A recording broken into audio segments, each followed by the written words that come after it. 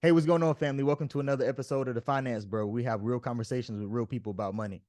Today's guest is a Jefferson Award winner, which means it just shows the impact that he's currently having in his community, and he's having that impact through not only sharing his story but using his story to teach the youth and the area that he grew up in as well as others how to create the own change that they want within their lives. And I actually been following this, him on social media for a while, and I've been seeing his progress and his growth. And now I see him speaking to crowds, and it's been dope to watch his journey and his progress, and to know his story along with it. This guy's an animal, and I know there's going to be a lot of success in his future. And I'm glad we get to have this conversation today. But I don't want to steal his thunder. So before we jump into it, Shamawn, please introduce yourself, and then just go ahead and just jump into your story, and then we just gonna go from there because I want people to hear it. Hey, brother, man. Hey, first and foremost, I just want to thank you just for having me on this podcast, man. This means everything to me. Just having the ability to tell my story. You feel me? And so my name is Shamawn Wright. Grew up in deep East Oakland, in East Oakland, California, born and raised. My mother was on drugs, and my father was in prison. So growing up, any black man in the urban community, it was tough for us. You feel me? So I have six brothers. My older brother is serving life right now. My little brother has got 24 years at the age of 14, which is many. And so for me personally was I had to figure out my niche, right? I had to figure out, okay, do I want to be in the streets or do I want to get out of my environment? Well, I was in the streets trying to figure out my environment, trying to figure out how do I make it out this environment when there was no positive black role models out there for me. So I was in the streets. I ended up getting kicked out of school, getting expelled.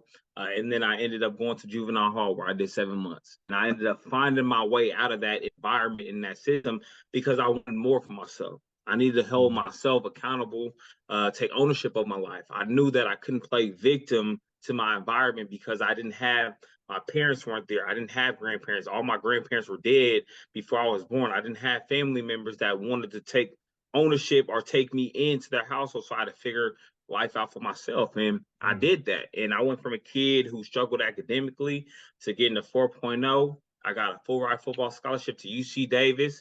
I was a sophomore All-American. I played professional football.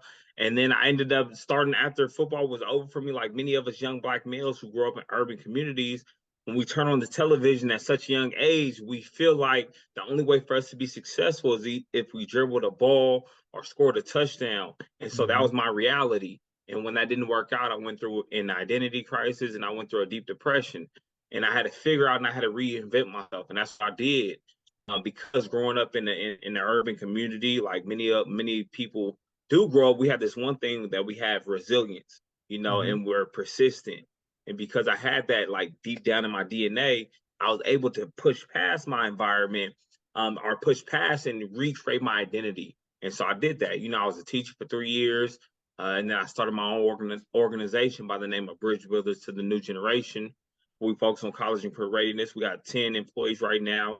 I'm also a motivational speaker, and I'm also someone who has a consulting firm as well that works with teachers in regards to building teaching them how to work with Black and Brown students in educational settings as well.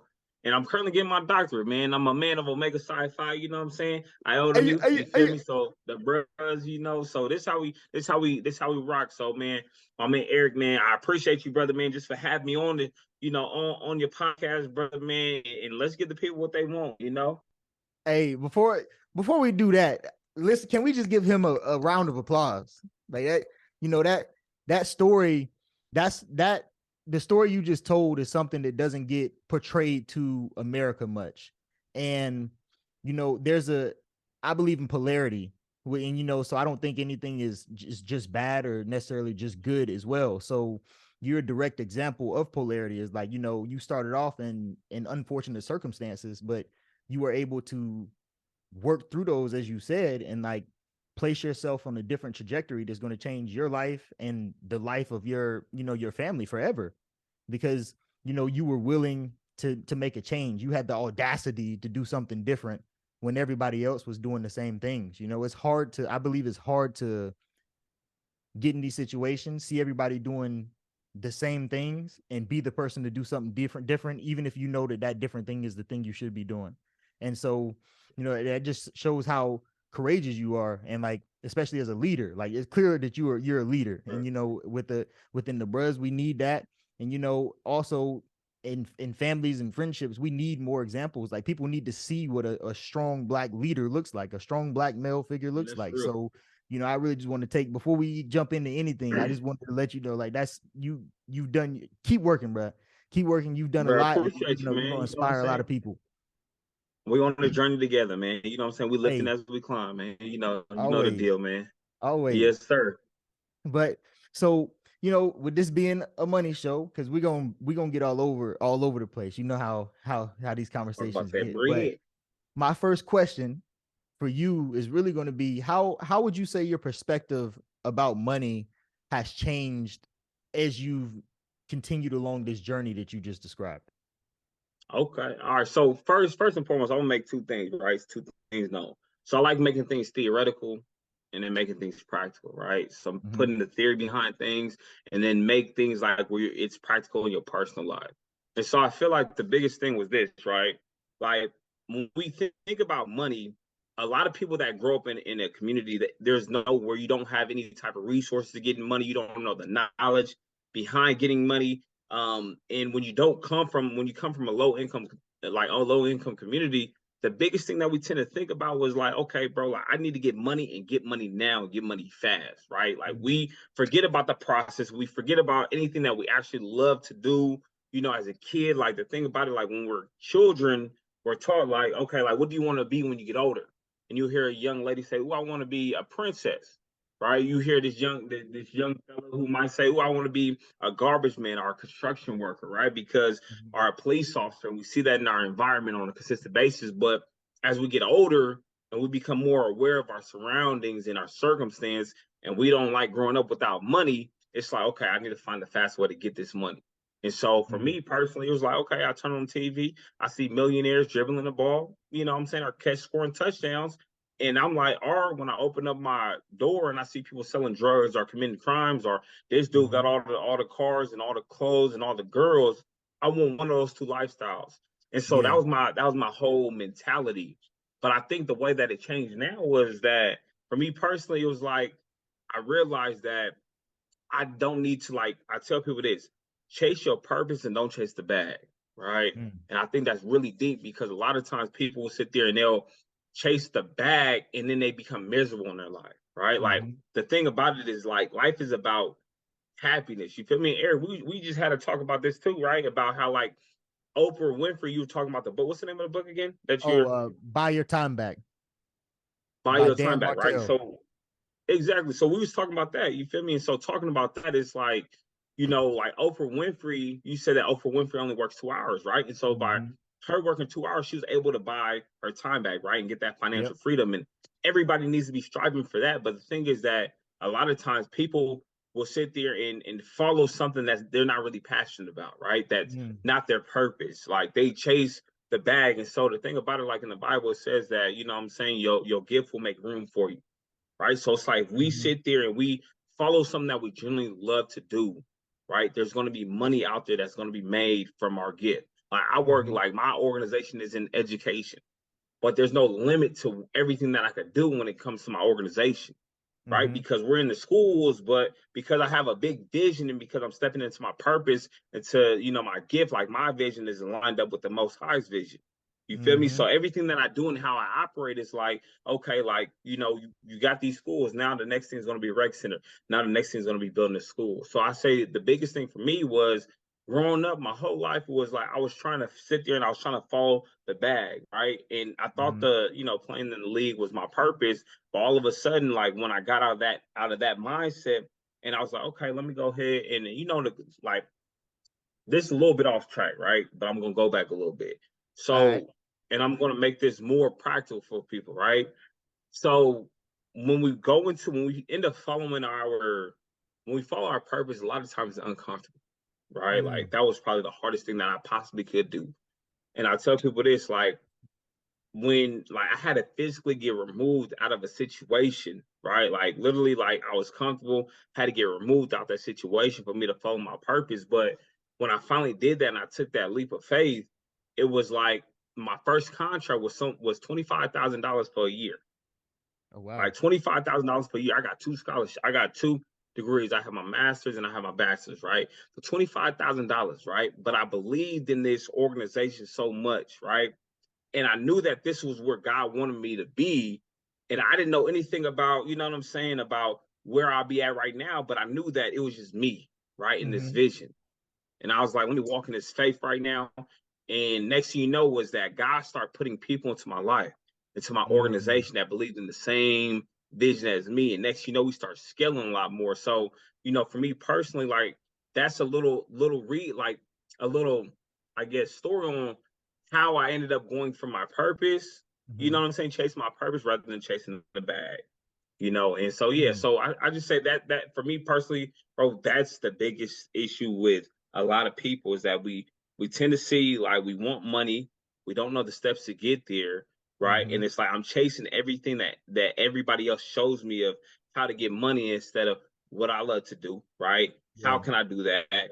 And walk in my truth and go ahead, you know what I'm saying, and chase that, and then the money will allocate and it'll follow itself. You know, you hit on some one key thing that I want to talk about real quick, which is you talk about not not chasing the bag and chasing your purpose. And I think that's so important because people can get lost in the number. Yeah, And what I mean by that is like they say, you know, I need $100 million. I need $10 million. But then when you ask that person to really break down that number, 9 times out of 10, they can't really explain what that money would ever be allocated to. And if they set back and just took some time to really think about what they wanted out of life, they might realize that the life they want, maybe it only takes 1 million. You know, maybe you don't need 10. man. And through that, now you really get to set expectations about your workload because now you have defined your vision. Like you said, you spoke about vision. You've defined your goals, your vision, you know where you need to go. So you know what your baseline is at this point. You're either on track or you're not, but you don't Man. have to work yourself too hard unless you want to work that hard. But the purpose Yeah, of it is to, I think people, I think the other issue with it, along with that, is people have to continue doing that is because they look at money with a consumer mindset. And for sure. we forget that money is a resource. And when you think of money as a resource, you're less willing to waste it. I mean, it's just a name, a Hmm. difference in thought. But think about it. Right. If Yep. you had resources in your house, like let's say the world's going to end and you have water and food, you're not just going to go and just give it away willingly because that's a resource, something that's going to help you survive and sustain yourself. And money is the same thing. It's a resource that allows us to do it. But a lot of people look at it with a consumer mindset, which means Right. when they get the money, they're continuously spending and not using the money to build something up, to weaponize the money in their favor so that it can go out and in turn work for them. Right now, you have it going out and doing, you have, you know, this company that brings you in this much money, and then you have this investment that brings this here, and you have this much put back. So if anything happens, you know, you're covered for a year. Like that's how you're moving around. It's like a video game, but Yeah. you have to change that consumer mindset to do that. But if you don't, you can get stuck in that cycle because even if you are doing well in life and making money and you haven't defined where you want to go, you can still run into the same route and you might have all the money you need. You just need to restructure it and put it in some places so that it can benefit you and you can live life. Like I agree with you. The point of life isn't just to work forever. The point of life is to Yeah. build the life that you want so you can enjoy it with the people that you care about. Bruh, that's real. You know, and like you said, like the thing about it is that like I think you so so what you said was basically like for us to genuinely find our happiness, right? And like, you know what I'm saying? Like I think the biggest thing, and I was actually listening to Wagon Gilly, and they was over talking to Charlemagne and DJ Envy, right? And it was on their Mm-hmm. podcast. And I remember they was talking about La Russell, right? And he's from the Bay Area, he's from Mm. Vallejo. And they was just I talking about here. shout out to Yeah, LaRussell. I like him. bro, go crazy, right? And so they were talking about like how he does shows in his backyard. You know what I'm saying? He probably Mm. charged people $350, whatever the case may be. And you know, while Gilly was talking about how he was like, man, he needs to go ahead and really monopolize his time, right? Like he needs to go ahead and, you know, like get all these concerts, these shows, whatever, because he's on top right now. And DJ Envy and Charlamagne was just like, well, he seems happy with what he's getting. You know what I'm saying? Like I think you said, like, some people will sit here and they'll be like, okay, I need $10 million, but what you need $10 million? Like, you don't even know, like, you don't have a blueprint of what you'll do with that $10 million. Right? Exactly. Like, I remember I was sitting here and I was like, for instance, when it comes to my business, right? I remember I was talking to one of my board members and he was like, man, like, he asked me a question. He said, okay, like, right now today, if we had $1 million check, what would you do with it? And I was sitting there and I was thinking, I was like, okay, I know I hire more people, right? But he said, how would you sustain that money? Right? Like, it's cool. Like, you get $1 That's million key. right now, which is cool, right? Because you know that's going to take care of whatever your expenses are. But how do you sustain that money, right? And make sure that because it's like you get $1 million and you hire all these employees, right? Well, what happens next year or the year after that? Right? How do you sustain that money and keep that money going? So I think you hit the you know what I'm saying, the hammer on the nail was like, it's like we always seem to want this because we do have a consumer mindset. Like, when you ask people what would you do with $10 million, for the most part, people are going to sit and they're going to think about materialistic things, right? Like getting designer, they're going to get like a fat crib, they're going to get their favorite car, right? They're going to get all of this stuff, but it's like nothing that you just said is going to sustain that money, Nope. right? And I tell people, like, you know, for instance, when I talk to my students, right, I have some students who be with the activities, right, and I'm trying to get them out the streets. And when I talk to them, I'm like, look, check it out. I said, okay, you'll sit there and you'll rob somebody, right? And it's for y'all, and y'all rob somebody, and y'all sit there and y'all taking, I don't know, however much money, right? And when y'all take that money, you got to split up into in 4 ways. I said, guess what? That money's gonna come and go, right? So however you got it the first time, you're gonna have to get it again. So you're gonna keep doing the same thing over and over and over until you finally get caught. And there's so many people right now that will sit there and they'll get whatever, a certain amount of money, whether it's, you know what I'm saying, some people that are receiving government assistance, people that are working in the same job, receiving the same paycheck on a consistent basis, right? However you are getting that money, you're going to have to get that over and over and over. So what happens is you get stuck in this consumer mindset, right? Because you are satisfied with what you're getting on a day-to-day basis, where it's like, you know, that you cannot venture out to anything else, because if you do and you lose your job, then you're like everybody's a paycheck away from becoming homeless or becoming broke, right? So the thing is, like, we get stuck in this mindset of like we're just consumers rather than sitting there like, how can I sustain this money, right? And even grow this money and let this money work for me, right? Like, how can I put myself in position to make sure that every paycheck I get, I'm putting in the right area, so I know that this money is not sitting in the savings account, right, and just sitting there and not collecting no interest, but putting it into an insurance account, putting it into a trust fund, putting it into some real estate, whatever the case may be, right, where it's always going to work for me, right, back and forth. But yeah. No, that's key. The money working for you, because people. So that cycle you described, it made me think of debt as well. So, No. what I see is you'll have someone that's struggling with debt, and typically people self-relieve from like feeling bad about debt by purchasing new things. They want to get a new car because it's going to make them feel better. Yeah. They get the new clothes because it's going to make them feel better. The new shoes because it's going to make them feel better. You know, they spend and go shop. They call like retail therapy. That's a name for something, because people go shop to make themselves feel better, and what that keeps them in a cycle, because the thing that's making them feel bad is debt.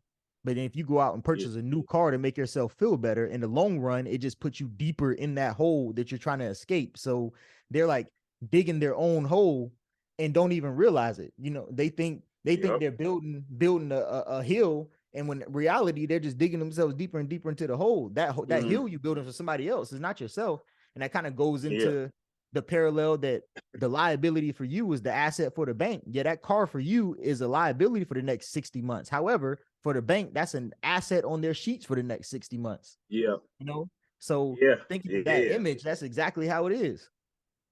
Man, that just had me thinking, bro, right? I think, and this is kind of like just really talking about like like, why do people have that consumer mindset, right? Like, why are Mm-hmm. people thinking about materialistic things. And the thing is that, man, we live in a world now where everybody needs validation, right? Yeah. And people are lying about the validation that they need.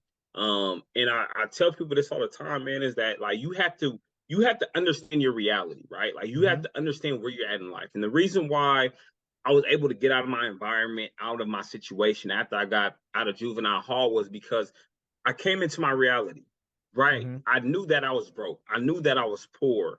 Um, Instead of me trying to act like I wasn't, right? Like I was living in the project. So instead of me acting like, okay, like, we're not poor, let me go ahead and hit it, like rob somebody or commit a crime and get some new shoes, get some clothes. I had to Yeah. accept where I was at, right? And I realized this.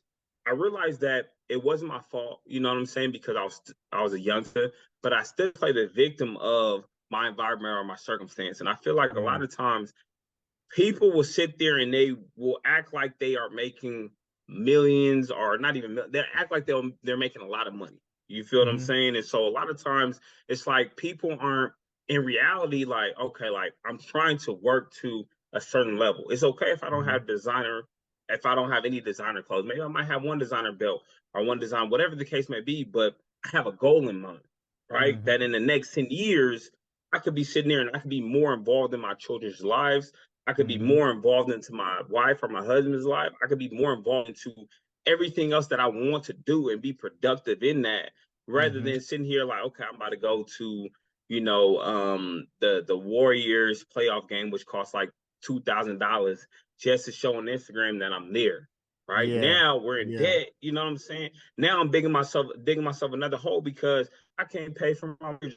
We're backed up on rent, whatever the case may be. So it's like people have to get to a point to understand where they're at personally in their lives, right? In that Mm-hmm. it's like stop seeking the validation for everybody else, right? It's like, okay, if we're trying to save up for a house, right? Which I could go ahead and buy a house, right? And then there's equity sitting in that house. In the next two Mm-hmm. years, pull the equity out, give me another property. Or I could sit there and I could go ahead and pay for life insurance for myself, my wife, my Mm-hmm. kids. Or I could go ahead and start a trust fund for my kids, right? Or I could go ahead and put money or get a short-term rental, whatever the case may be, and Mm-hmm. invest that money. So now my money's working for me, right? And then I could go ahead and get and treat myself to something, right? Because I Mm-hmm. put the work in, I put the time in, I put the energy in, right? Some people just pay for stuff, but they not treat, you know what I'm saying? They don't deserve to Yeah. be they don't deserve to be treating themselves. So yeah. So that people that feel like they have to do the things like go to the game and post it there, like they always have to be seen in designer clothes. That's also a dangerous cycle as well, Mm. because that's one of those things where if you start, you can't stop. Oh yeah, And for that's what sure. keeps them stuck. Now they always have to be in designer. Even if they can't afford it, they got to stay with the new stuff because that's the image that they built for themselves. Like, oh, that's the person always with the new gear. Like, oh, he got so now it's dangerous for you because you have to consciously make a decision. You either keep doing that and dig yourself in a hole out of pride, or you have to stop and do a complete 180 and Yeah. like, all right, look, this is not what I'm trying to do. I'm not doing this anymore, because at the end of the day, those people that you feel like you have to impress ain't too worried about the fact that you're in $100,000 in debt right now. Bro. They're going home and they worried about their own problems. So the people you trying to impress ain't thinking about you when you go home. So you're really wasting your time and your money. It's like, Man, man. why would you want to do that? Man, that's crazy that you said that, right? I'm about this old, right? Like I'm about to be 30, right? Man, Yeah. I'm sitting there talking to my boys, right? And I ended up buying me a Rolex, right? Because I just Mm-hmm. treated myself, right? And so I Yeah. paid for it. You know what I'm saying? I paid for it. And I'm sitting there talking to my boys one time, and one of my friends, man, he played in the NFL for 6 years, and he said, man, he said, why you didn't finance it? I said, finance it. I said, what you mean finance it? He said, why you just didn't finance the watch? I said, bro, people really finance, you know what I'm saying? Finance like jewelry. He said all the time. He said, I'm in the league. He said some of the most famous people in the league, right, will finance finance them big chains, everything. And then people will sit there and they'll look like, man, I want that chain, you know what I'm saying? And then they'll be like, okay, like, I'll go ahead and finance that chain. And now it's like you're putting yourself in debt just to look good for other people. Like you said, Mm-hmm. like it's a trap because once you put it out there, now everybody, all these, these girls going, for the Mm-hmm. gentlemen, all these ladies going to sit there and start flocking to you.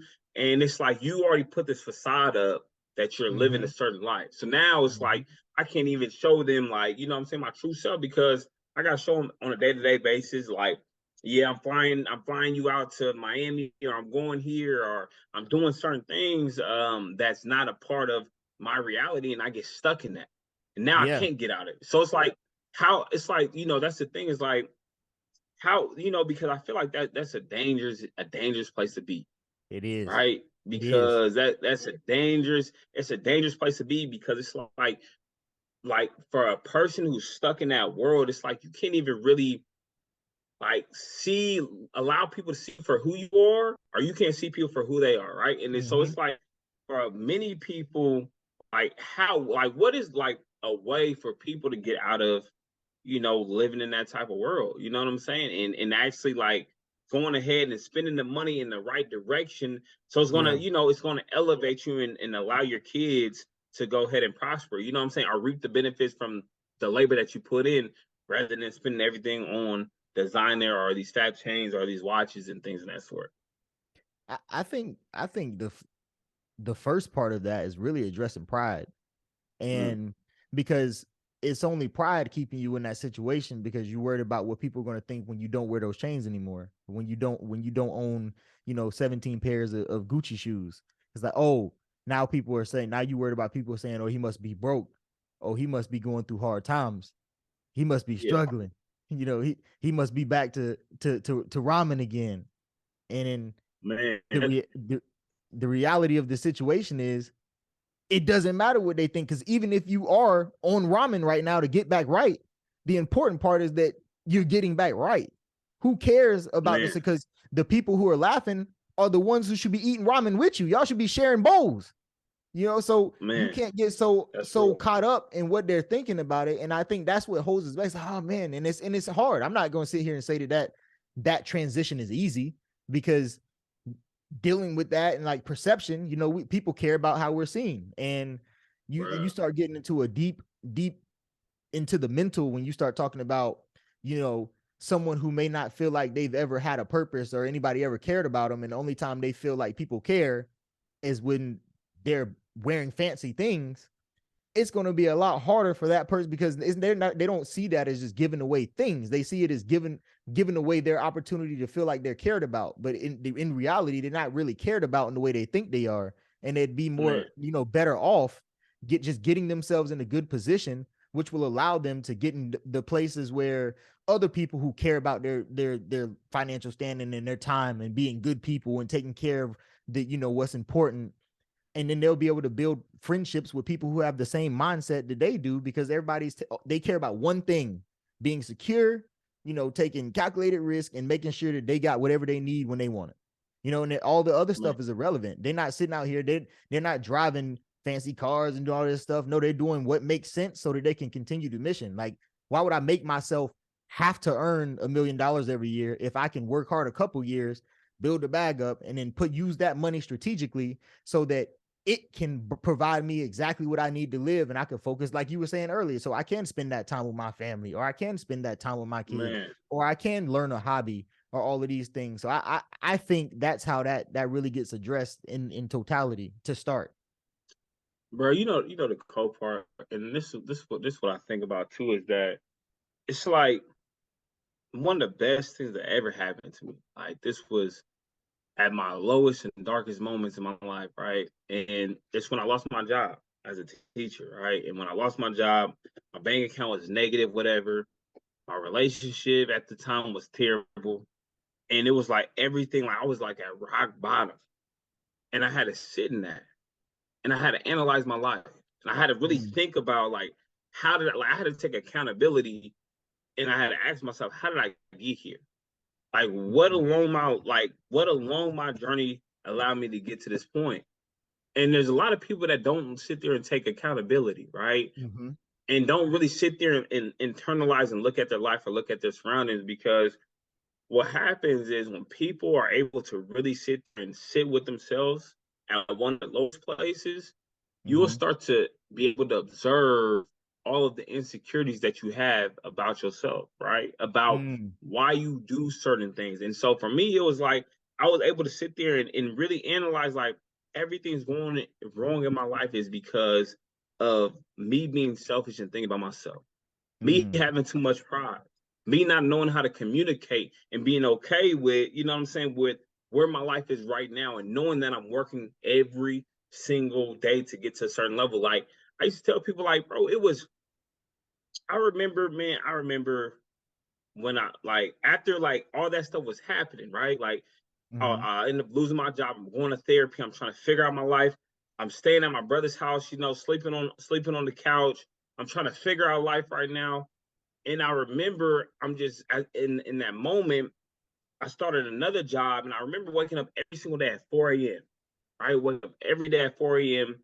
And I just had this vision, right, and I had Mm-hmm. this idea, and I had this dream, that I want to go ahead and take my organization to another level. So let me just go ahead, start this organization, start this vision and this dream. And in that moment was like, I just got to it, right? Like, Mm-hmm. I didn't think about tomorrow. I didn't think about the next day. I didn't think about any money that was attached to this. I just knew that I had this vision, and this vision is something that's going to make me rich and wealthy, because I know it, because I feel it deep down inside that this is what I'm Mm-hmm. called to do, right? Like, it's a Mm-hmm. gut feeling. And I feel like a lot of Mm-hmm. times people people care so much about what other people think about them that they might Mm-hmm. never get to that point.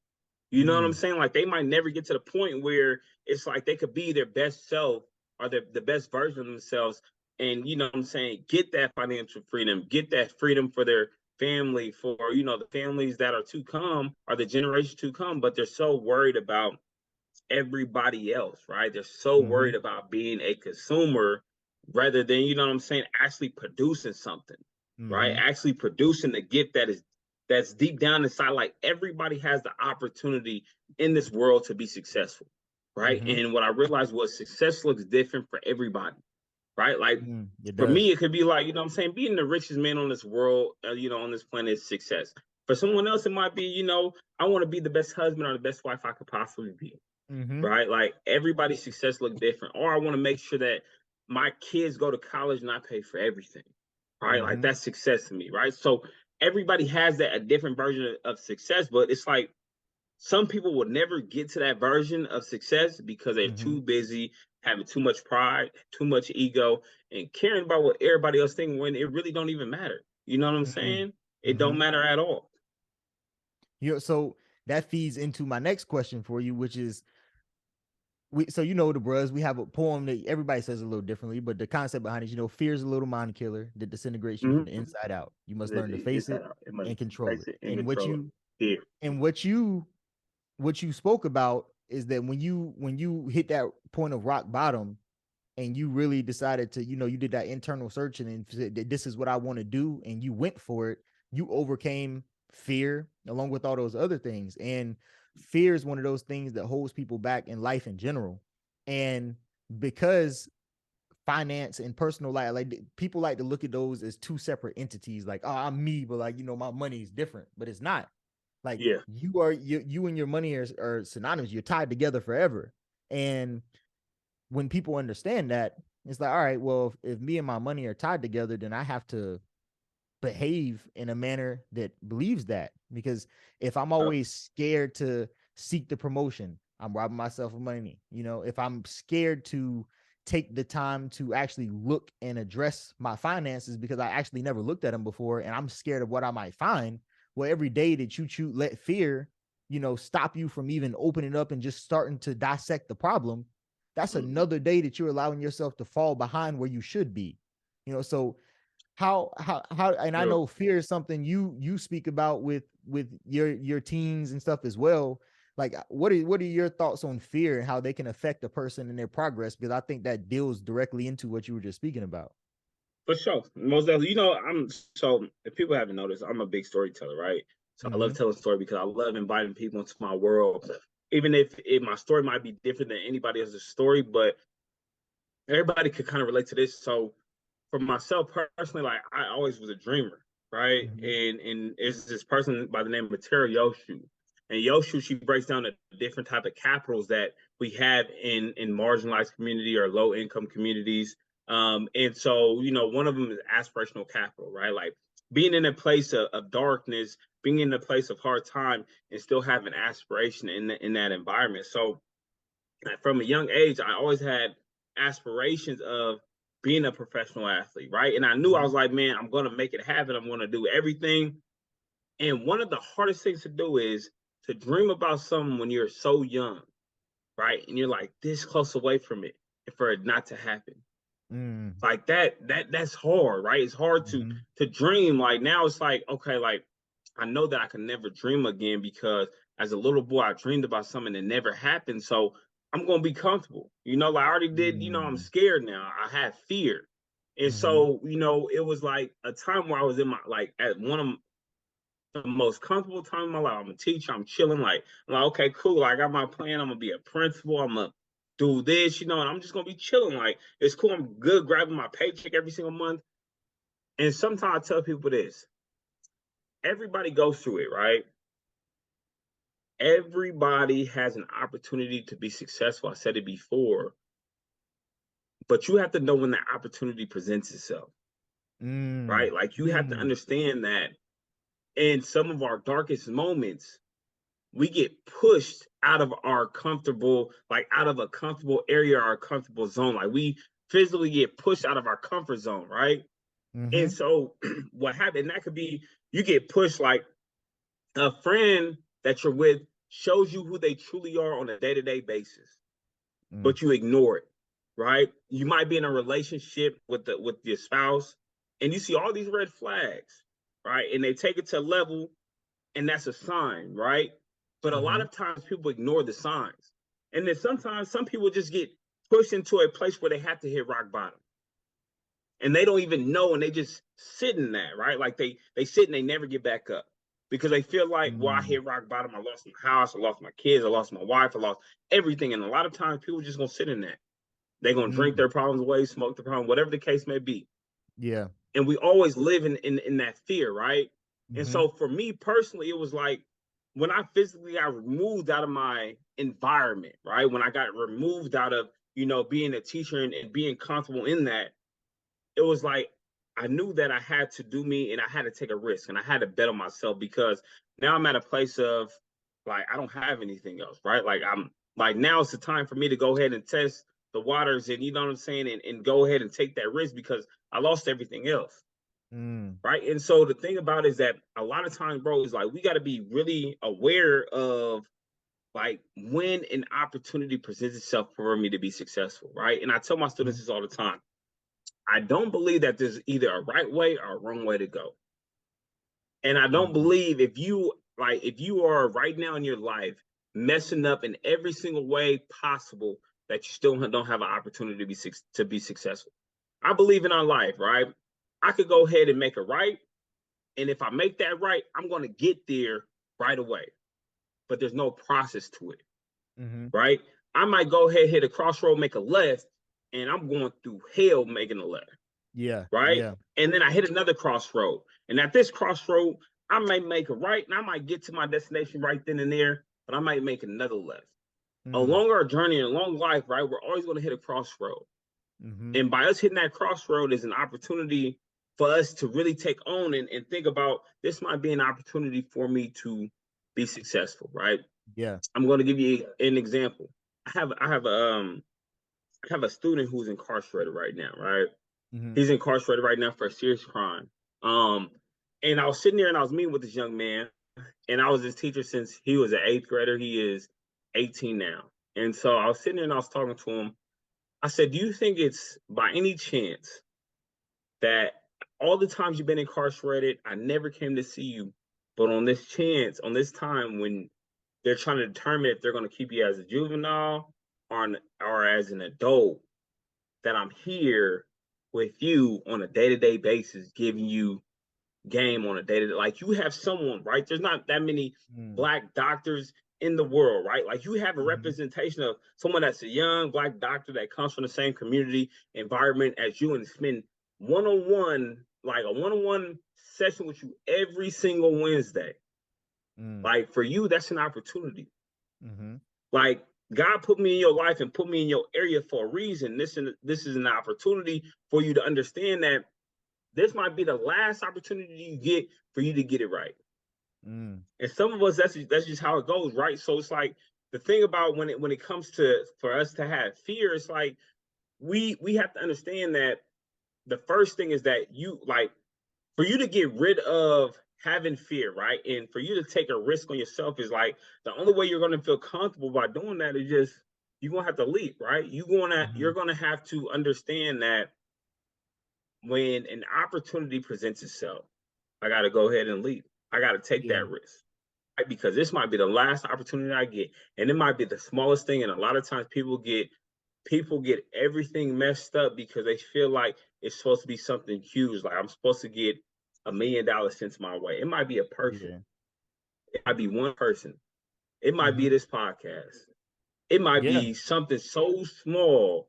It might be the simple fact that you hit rock bottom and you lost everything. Might be an opportunity for you, Facts. right? And we got to view things from an asset-based lens rather than a deficit-based lens, Mm. right? Of Mm-hmm. how we move and how we navigate and how we move through life.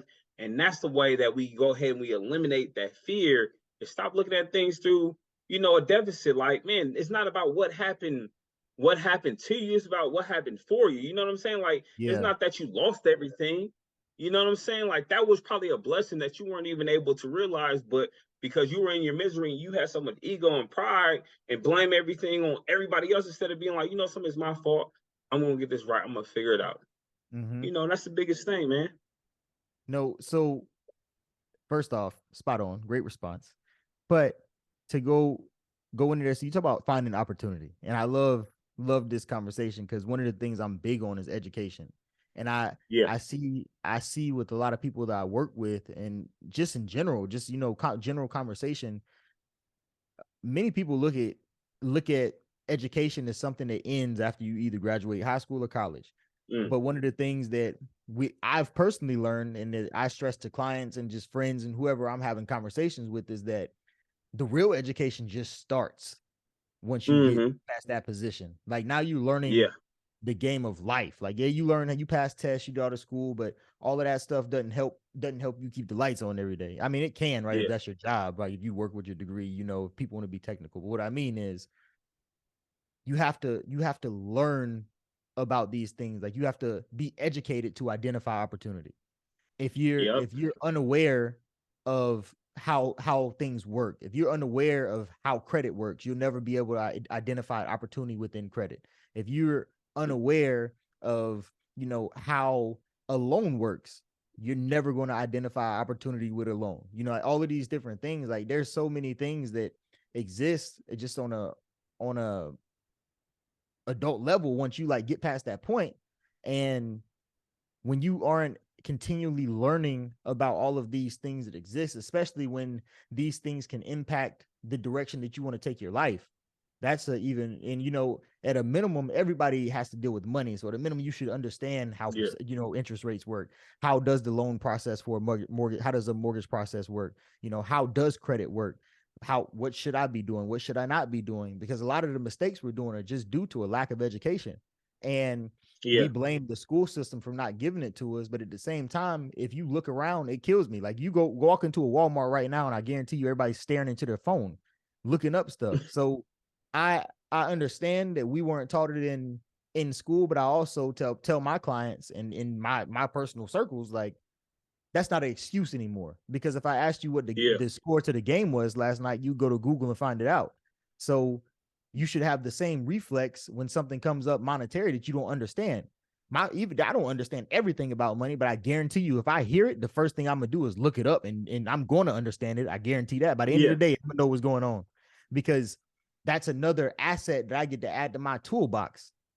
I've just learned something else that I might not need right now, but at some point I can. And that's happened so many times over my life where I may have received information, and at the time I may not have necessarily been in the place to utilize it.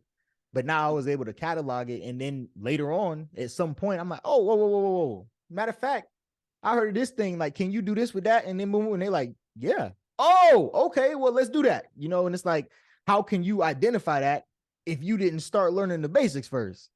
Yeah, yep.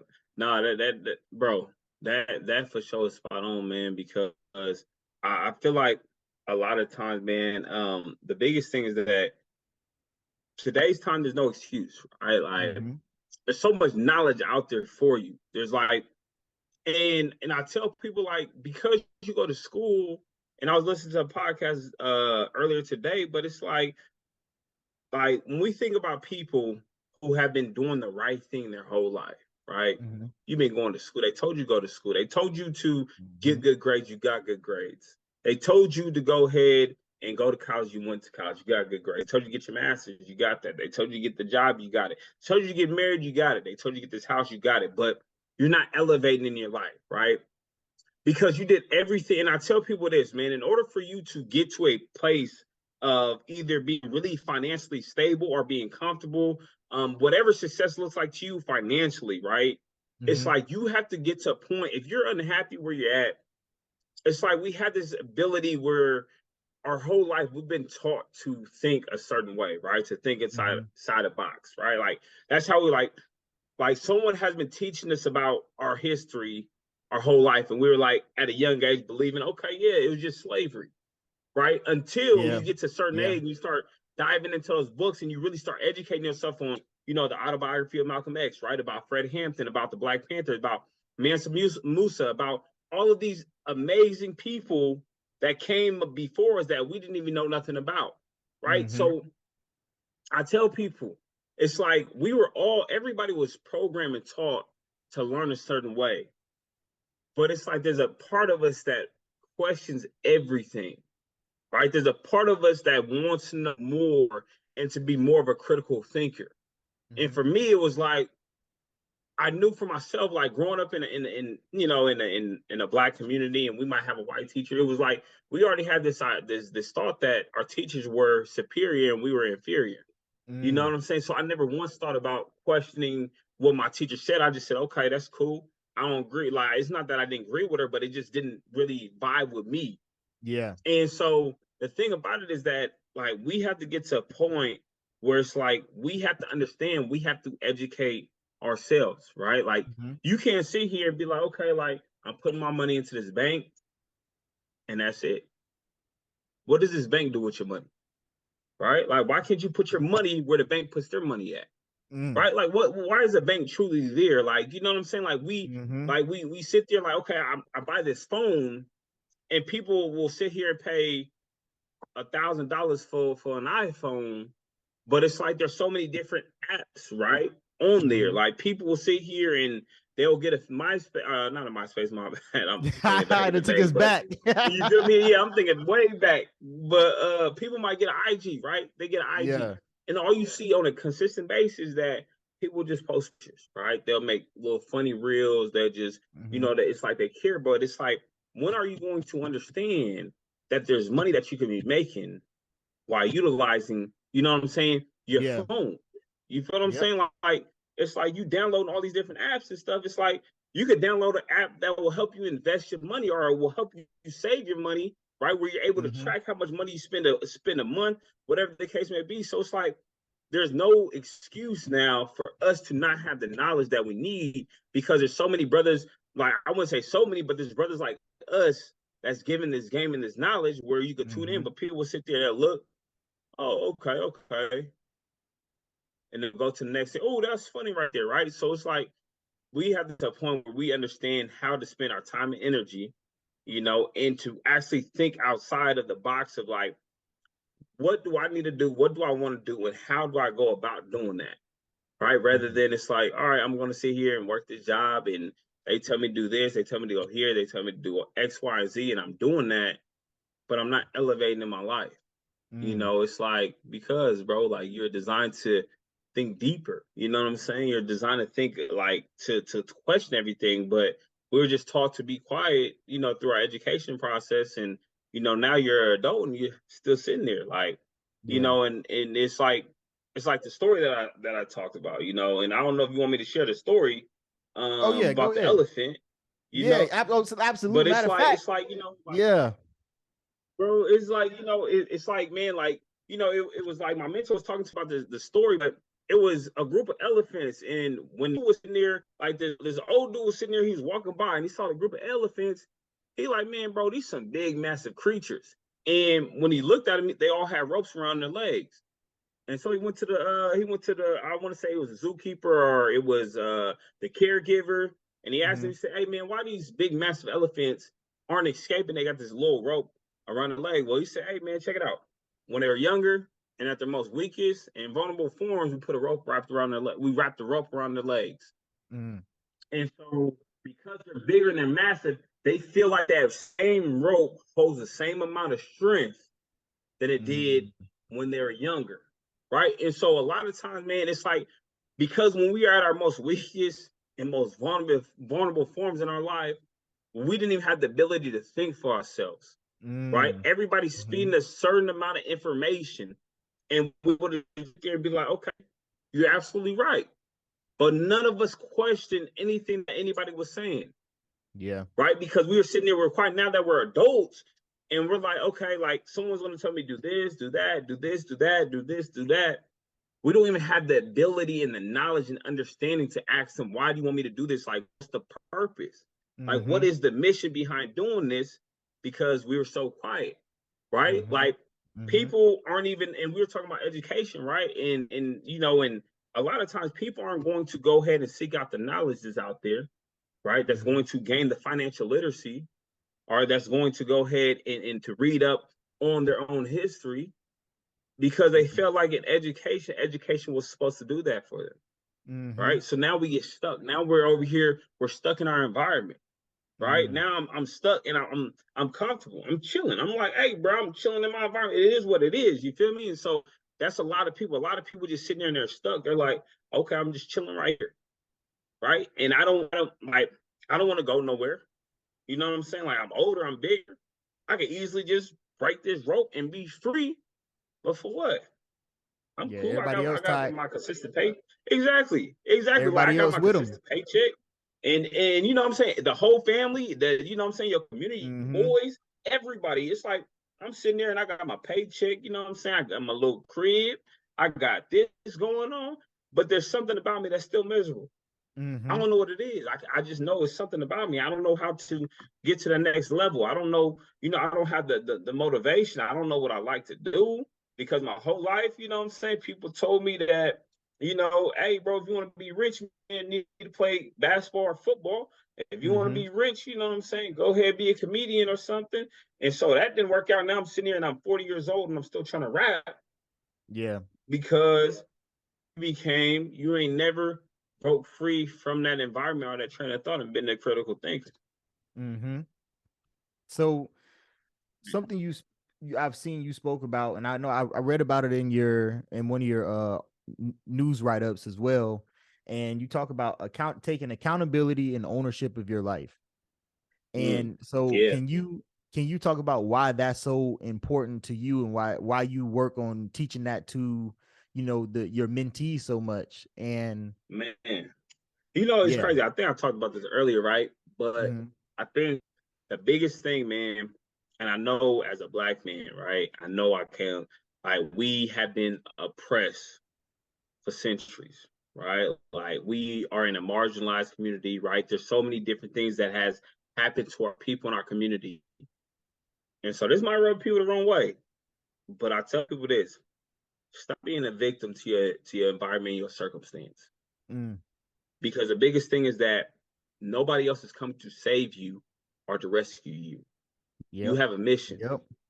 right? Like I grew up, you know what I'm saying? My mother and my father wasn't there for me. I was abandoned. I was lost, right? Like my grandparents weren't there for me.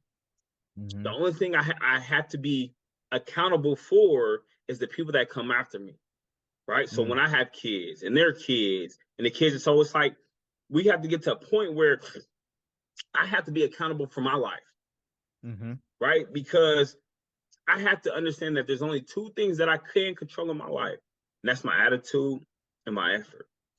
right? Mm. Like I can control how I feel on a day-to-day basis, Mm-hmm. right? I can control my effort on a day-to-day basis. Effort is something that people don't talk enough about, right? And it's like when I sit here and I wake up and I'm in a good mood and I'm in 100%, that's because I decided every single day to give 100% everything that I do. You Mm. get some people that wake up, they look at their environment, they look at their circumstance, they're frustrated. They want to make the best out of the circumstance. Meaning they want to go ahead, they want to have fun out there, they want to, hang with their partners. And every single day in life, they get 40%. Mm. Right? And this is a true story. Just Like I going said, through I the got 6 motions. brothers. We grew up in the same environment. How am I the only one to make it out and go to college? How am I the Gotcha. only one to go ahead and get my master's and get my doctorate? And we grew up the same way. There was no Mm-hmm. different. I tell people this. The difference was that I was over there, instead of me sitting there and analyzing and sitting there and being like, something like, I'm going to search for what it is and I'm going to hang in this environment, said I'm going to leave and get far away. It's important that people sit there and they take accountability for any and everything that they do. When you sit there and you look in your life, like I tell people this, this is what accountability looks like to me. Own everything that you do. Right? Like own it. Like take, when I say accountability and ownership, like no matter what the problem is, right? No matter if you have a disagreement with your friend, with your spouse, with the teacher, with your boss, whoever it is, right? The biggest thing that you can do is take accountability for it. Because even if you were 90% right and that person was 10% wrong, right? You Mm-hmm. still had 10% in that process of doing something wrong where you could have did something different, Yes. right? And Yeah. you have to really Yeah. sit there and you have to own that. Like, instead of being like, I'm right, I'm right, I'm right. Well, look, I'll sit there and I talk about this, right? Me and my lady just had we were sitting there, we had a talk, right? And I was talking to one of my students about something while she was on FaceTime with me. And while I was talking to my student, she said, well, just call me back. And she started kind of going on a little rant, right? While I'm talking, I just kind of looked at her, I said, okay. And then, I just hung up the phone. After the situation, in that process, I had to own up that I didn't sit there and I didn't from the jump tell her that, look, I'm over here talking to my friend, or my student, talking to my student. I'm going to call you back later. Right. So I Mm. apologize for that. And I had to communicate to her where she understand her wrong. And she was able to understand that. But even in that process, I still had to sit there and own up everything that I did. So I think the Mm-hmm. biggest thing is that we all have like, once people get to a point where it's like, even if you feel right, still looking at the situation where you could have did something better.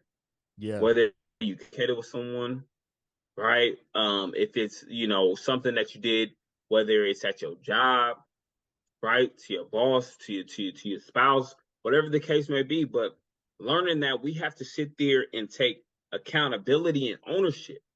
And I tell Mm. people like, bro, like we got to get to a point where we build positive habits. Like I'll be lying to you right now and sit here and tell you like the reason why I have 3 different businesses, I'm getting my doctorate, um, I'm doing some other stuff. I'm doing like 150 million different things, right?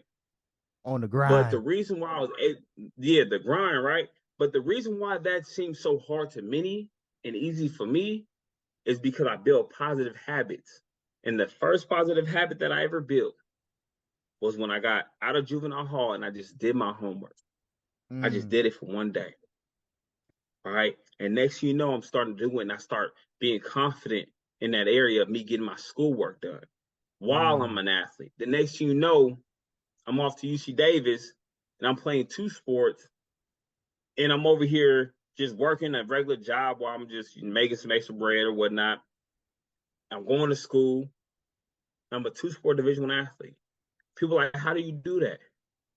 Mm. Right? The next you know, as I get older, is because I built those positive habits, just focusing on my homework and getting comfortable in that area. And the next you know, as I get older and adding some more responsibilities, right, and get comfortable, like there's a lot like being a boss. is so much different, right? Because it's like you have staff, you have employees, and that's a whole nother level of stress that people don't even know about, right? Yeah. If a Yeah. lot of people be over here going wild, right? They'll be overwhelmed. They'll be like, I can't do this. But Yeah. for me, it's like I sit comfortable in that, right? Like I'm Mm-hmm. like, it's not even like a big deal to me. You Mm-hmm. feel me? Because a lot of times, like I was able to sit there and I was able to own that and be, you know what I'm saying, be held accountable for everything and building positive habits to get me to this point. You know, those habits are so crucial. And I say, you know, you will live and die. Your habits will make or break you. You know, you live and die by your habits will make and break you because they're so critical. If you have bad habits, they're going to lead you to your version of a bad life. You have Yeah, good habits, they're typically going to support you getting to where you want to be. And you talked about, you know, waking up every day and giving it 100%. And I think that's something that people misconstrue. They're like, oh, you know, I just can't give it 100%. But it's like, yeah. you know, it's through the habits. The habits are what Mm, drives you, because if anybody thinks that somebody just gets up, and even if you enjoy what you're doing, there's days where you don't feel like doing anything. Days that you like, man, I don't want to check that email. I don't feel like taking that phone call. I don't feel like doing that podcast. And you have to be like, what would I tell someone else to do? What would the person, what does the version of me that wants to be successful, what would they do? Well, they would get up right now yeah, and go do it. They go and take that phone call. They're going to check the email, even they don't want to do it, because they know that there's somebody else out there who is doing it and not thinking about it. So therefore, yeah, you know, and everyone. So I think people have to understand that it's not about you. You're not always going to want to do it. You have to build the discipline to be able to force yourself to do it, even when you mm, don't want to. And when you build that when you create the ability to do that for yourself, you don't realize the power that you give yourself, because now you really do start to be in control. And when you start to feel in control, that's when things really change. Now, you said it builds into doing those small things. Like you said, it started with just doing your homework one time. You know, I tell my clients, like, yo, it starts with just opening the budget. If you every night say you never budgeted before, even you like, this is so much, cool. Every night, say 6 o'clock, set a time. I just want you to sit until you feel comfortable to start putting numbers in. Just go and build the habit of going to mm. open it every night at 6 o'clock. That's Because at real. some point, you're going to look at that document and you're going to be like, why am I opening it not to fill it out? And the next thing you know, numbers are going to be there. And then now that numbers are there, you're going to start playing with the numbers. And now that you're playing with the numbers, you're starting to ask questions. And because you're starting to ask questions, you're starting to get different answers that you never were aware of before. And now that you're becoming aware of Yeah, new things, you're starting to open your perspective. And now that you're opening your perspective, you're starting to realize that the people you're around are holding you back. And now that you realize that, you know, and yeah. it just cascades. Like it's a snowball in a positive direction. I'm sorry, you know, I get hyped when I'm getting on this stuff like bro, that. But I love it. I yeah. love it, man. Because that's really like, even when I talk to my students, right? I talk to them about like just showing up to class on time, Mm, just being there, even if you just sitting there, right? But just being there, because what's going to happen is your brain, and you're going to start like, it's the same thing in regards to like, show me your friends, I'll show you your future, facts. right? If you sitting in class and people around you doing homework, doing work, right? And you're the only person just sitting there chilling. Sooner or later, you're gonna look at somebody else, and that's gonna rub off on you. Like, man, give me a piece of paper. I'm gonna start doing my work, Mm, right? If you outside and you hanging with a group of kids, a group of your partners, they doing Lord knows what, and they have all F's, and they're not going to class. Guess mm-hmm, what's gonna happen? You're gonna get easily influenced by that and do the same thing. mm-hmm, So it's like those are little things when it comes to positive habits, right? It's about also who you surround yourself with. Because I tell people, like, a lot of times, like, anybody will be a fool to sit there and tell you that they became successful on their own. mm, Like, you don't become success. There's a reason why wolves don't go ahead and you don't see really a lone wolf, right? mm, There's a reason why they walk in packs. You know mm-hmm, what I'm saying? Because it's like we are more like what's the word? We have the ability to really thrive based off other people's energy, right? mm-hmm, Because it's called a batter man off phenomenon, right? And I mm, know people see this all the time, but it's like when we sitting there and say you get a new car and you driving the whip, and you look to the left and you might see, you ain't never seen this car, right? Let's say it's a Volkswagen. You got a new Volkswagen. You driving. You ain't never seen no Volkswagen on the freeway ever in your life. Also, you see one Volkswagen right here. You see another one right there. Right? You see one right there. You're like, dang, well, everybody got Volkswagen, right? Because what happens is your brain, once you get something, right, whether it's a new shoes, whether it's, a shirt, right, your brain is starting to make meaning of the same thing that you got. So it's starting to analyze it, pick up on certain things, because it's like, well, now this is processed in my brain. So it's like every time you're sitting there and you with a group of people who's doing the right thing, who might be in financing, who might be an entrepreneur, who might be the boss of their job, who might be sitting here working to get that promotion, and you're with that person on a day-to-day basis, or you might be with someone in real estate and you're with that person talking to them on the phone, guess what's going to happen? You might be doing nothing. And next thing you know, now you're sitting there and now you're an entrepreneur. Now you're getting your finances right. Now you over here trying to get a promotion at your job. Just because you're sitting around that presence, right? So it's like a lot of times we got to understand, we got to analyze our environment and our circle, because if people are in our lives, right, and everybody has their own purpose and their reason. But if I have someone in my life and they're not sitting there and they're not helping me grow and develop as a human being, then why are they truly there? And I see this all the time. People hold on to relationships like friendships and whatnot simply because they knew them since they was 4 or 5 years old. Right? And I need people to understand this. It's okay to outgrow a relationship. It's okay.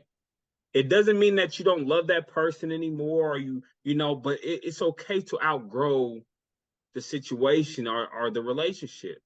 And that's totally fine, because both of y'all are headed in two different directions. And that goes back to the point of like, we have to get to a point where it's like, we have to be aware of that this relationship is not good and not serving my purpose anymore. Right? Like this might be the person who's holding me back from my blessing, because there might be some ill will. This person might feel like they're entitled to where I'm trying to go. Right. And they feel like they need to come with me. And so it's like, we really got to be aware of that whole entire situation, man. And I feel like a lot of people just aren't really aware of that. To control your life, you got to control your environment. Like, it's plain and simple. For sure. I talk about in my book, like your circle and why that's so important, because those people will directly impact the direction that you take. If you, like you said earlier, if you looking around and your homies are always to it, they making sure their money's good. They're always planning, they're structuring, they're thinking ahead. They just gave you their 5-year plan and you ain't did nothing. It's going to make you have to do something, because you're going to feel like, wow, I got to continue to be able to compete and contribute to the group, because I don't want to get left behind. Because if they continue elevating and I continue to stay here, I'm not going to have any friends anymore. And I can't expect them to slow down their growth, because I don't want to get disciplined. I have a decision to make. I'm either going to, and then when you get good friends around, competition is presented as bad, but it's not. When you have friends like me and my boy, we're very competitive, but it's because we know that we're going to push each other. We always reference, like me and my boy Trust, my LB, the one you'll meet him. But we always like reference us being like Goku and Vegeta. Because if you're familiar with the cartoon, you never saw them train with anybody but each other or someone higher. And that's kind of how, the group is like, well, when you get that and you find people who are on the same time, it's a beautiful thing, because you can go. One of the things that I want to try to change is like the perception of what it means to be smart. And, there's that perception is like, oh, you got to be that nerd that like gets pushed around and like gets beat up. And it's like, no, you don't. Just because you're responsible taking care of your stuff doesn't mean you're soft. Let's not get this twisted. You know what I'm saying? Because it's like, you just like me, it can, things don't get confused. That's how it goes. Because, and I want people to understand that, because if you think about it, just from if people just step back and remove themselves, right? Where would you rather be? Would you rather be an informed person who has the ability to make all the right decisions, or someone who doesn't really know what's going on and is always in a position where someone can outsmart you? I'd rather be the person that's always prepared to play that mental chess, so people can't take advantage of me. And so being smart And I tell people, you know, I've had this conversation with guys like locked up and stuff. And I say, yo, even if you decide to like, yo, right now that my environment calls me, I have to live this life for a little bit. It's like, okay, but at least be smart so that you can make sure that you having to do what you have to do doesn't take away your ability to do what you want to do for the rest of your life. You know what I'm saying? Sure. And it's being smart can never be bad for you, but they put such a bad stigma about it, especially in our communities where, you know, I remember growing up and you see people getting laughed at for getting AB honor roll. Like, bro, what? You know, and it's like, how does it get to that where it's like you have to be embarrassed about being smart? Being smart and being soft are not the same thing. They both start with S. That's about as close as they get. Yeah. But, you know, I think that's something that's important for especially our youth to understand is that, yo, you sitting here and you skipping school, doing all these things like, hey, you need to be educated because if you're not, it's going to be so easy for someone who is to take advantage of you. And you were sitting here and we talk about, you know, people to go to these banks or these car dealerships and get these bad deals.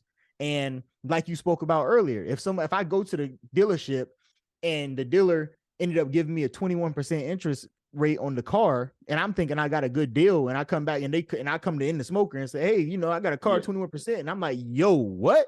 And they're like, oh, he did me dirty.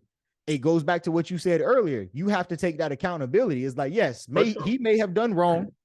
However, if you were educated about the car buying process, how interest rates work, how this structure is set up prior to getting the vehicle, you would have never been in a situation for him to take advantage of you. And you would have at least been armed enough to either talk yourself down on the deal or walk away.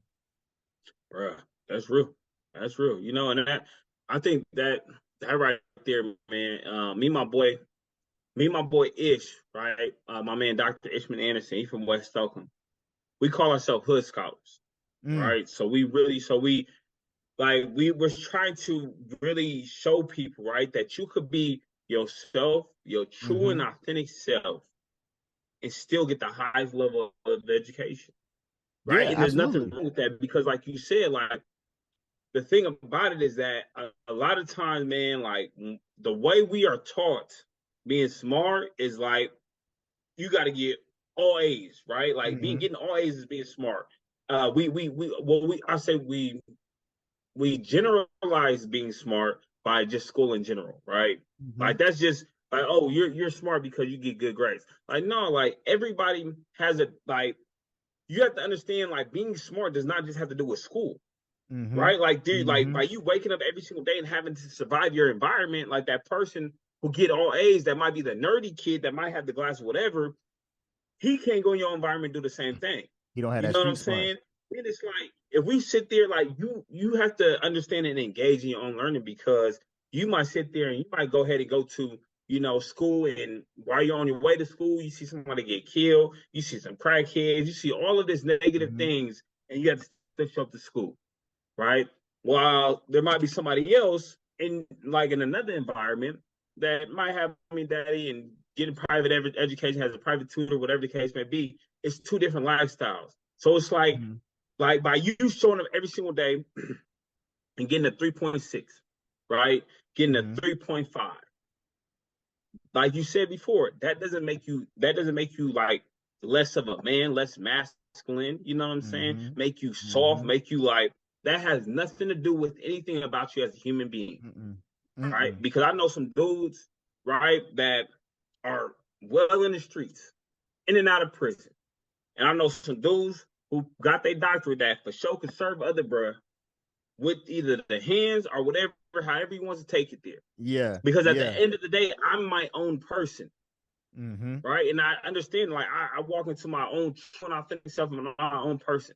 And there's other people who, you know what I'm saying? They don't, like, you don't have to be like, being smart or being a student or being a scholar in school has nothing to do with you as a person, and I agree with you. Like, we need to go ahead and separate that stigma. Like, bro, like, you still could show up to class and you could have your grill in, have your beanie on, and get a 4.0 and be happy and take pride in that. Yep. Because that's the work you put in to get that. Yep. Instead of trying to facade and be like, knowing you could get a 4.0, but you got a 3.0. You know what I'm saying? You trying to act hard around school. Like, bro, go ahead and give me. I got a student like that. It's like, bro, you got a 3.0. You just doing that. Just like you can easily get a 4.0, but you be acting like, yeah, I got a student like that for sure. Man, but even that thought process like Yeah, continues throughout life to rob you of other opportunities. And that's the thing too, is like that mindset robs you of opportunity that we spoke about seeking earlier. Is exactly. when you rob yourself of the ability to educate because you feel like you're going to be better than people in your environment, because that's a problem too, is like, I don't want people to think I'm better than them. I mean, as long as you have to always think about protection of self first. For sure. And if you feel like making yourself smarter and putting yourself in a better position is going to make the people around you upset, your first plan should be figuring out how to get out of that environment as quickly Yeah. as possible. Because it even goes back to like fear of failure, because a lot of people don't move because they feel failing something. Because what you in the hood, right? People are always like, oh man, he ain't, you ain't make it. Like you see it on the movies, it's always like, oh, I knew, you thought you was smart. Hey, school boy, how you doing? Right? You didn't get it. Yeah. But until you get around an environment of people who make it Man, there, who try every day, then that's deep. you realize that those people don't look at you bad because it didn't go right. All it is, they'll tell you, all right, cool. So now we know that doesn't work. What's next? Yeah. Because that is the journey. It isn't always you just getting it on the first try. The journey is, taking step by step every day. Things aren't always going to Mm. go right. You got to pivot, you adjust. But as you pivot and adjust, now you're adding those things to your tool bag, so for the next time you run into that issue one time, you shouldn't have to run into it again. You take it, you figure out why it happened, you internalize it, and then you don't allow it to happen again, and then you're good to go. Mm. But you know, I ain't gonna go too far on now, because I know we've been talking for a minute. That'll take us. I'll start going in, man. But so Yeah, I'm already know. we running near the end of the show. But before we end, because this is, I think we can go for another hour if we keep going. Um, Easy, easy. but is there anything that you would like to leave the listeners with, like a last note, if you will? Yeah. I I'll say this. Say you have to do me a favor. You have to pick your heart. All right. Like there's no in between. So life is gonna be hard regardless. Like no matter how easy you might feel it is, whether it's in your job or you might be in school right now, and you just feel like you at a place where you comfortable and are you cruising. Mm-hmm. Right? There's something in your life that's gonna be hard, right? One of the hardest things to do in your life is to wake up every single day and go to a place that you absolutely hate. To wake up every single day and not living your purpose. And be in a place where you have to go every day, and you know you have to go here because you have to provide for your family, for yourself, and for your loved ones. But Mm-hmm. absolutely hate it. You don't understand where your life is headed. You don't have no vision, you don't have no goals, and you just cruising through life. Right? That's something that's hard. That's depressing. Or you could choose another hard, where it might be early on in your life when you first start this journey. It might be the hardest thing you have ever done. Might be one of the most uncomfortable things you have ever done. And it's a risk, right? Mm-hmm. But that is betting on yourself. That is you finding your purpose. And you betting on yourself and having faith as small as a mustard seed that it's going to work out. Mm-hmm. And you don't have no direction. You don't have no guidance. All you know is you have a vision. And you Mm-hmm. feel it deep down inside that this has to work out. And you could choose that hard. But on the other side of that heart is what we call the ability to have that grace period, that love, the pursuit of happiness, right? Mm-hmm. Because in order for you to get pursuit of happiness, like the pursuit part, you have to go through a process, right? You have to, feel every pain, every emotion, and then you reach the other side where you knew that every blood, sweat, and tear that you poured into this vision manifested and then you reach that level of happiness. Mm-hmm. So you got to pick what side you want to get into, and that's on you. No, that's fine. Hey, I appreciate that, bro. That's real talk right there. Before I wrap it up, also, can you tell people, where they can find you, the services you provide, from public speaking to, if they want to get you for something else, and then For, I'll put all your information in the description for the show as well, so they can go in and look you up. for sure, yeah. So y'all can go ahead, follow me on IG. It has my three of my business pages on there. So my IG is s dot underscore right WRIGHT. You can go ahead find me there. Or you can go ahead and go to my YouTube page, which will be Shamawn, my first name, last name, right? And you can go ahead and find I post videos all the time in regards to inspirational videos. So you go ahead and follow me on those pages.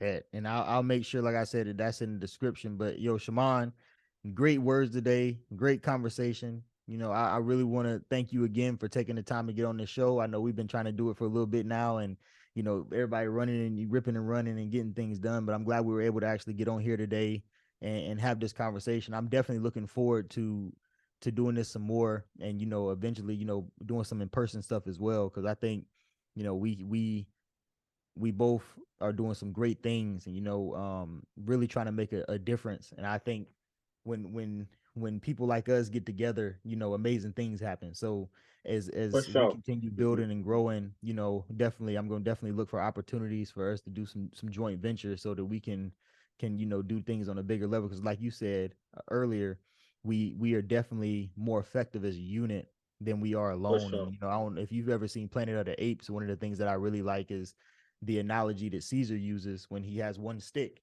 and he breaks it, and then he gets a bunch of sticks and he can't break it anymore. And he talks about, together we are strong. So I think it's very good for, also for, you don't see a lot of positive black male collaboration in For the sure. in the world, and it's definitely not portrayed in on this manner where so many people can see it. So I think this is also good to show people that, it is okay to work. Because how this started is, I shot him a, I've been keeping up, comment, like, and stuff on each other's videos. And one day I was like, I'm gonna just reach out.